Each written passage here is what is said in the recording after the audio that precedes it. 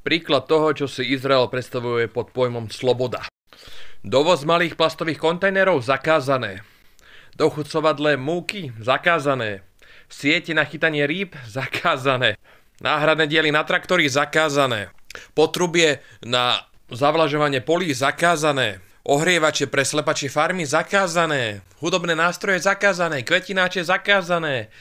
Papiere A4 zakázané. Futbalové lopty zakázané. Noviny zakázané. Holiacie prístroje zakázané. Šíjacie stroje zakázané. Koníky zakázané. Somáriky zakázané. Šampóny zakázané. Kondicionéry zakázané.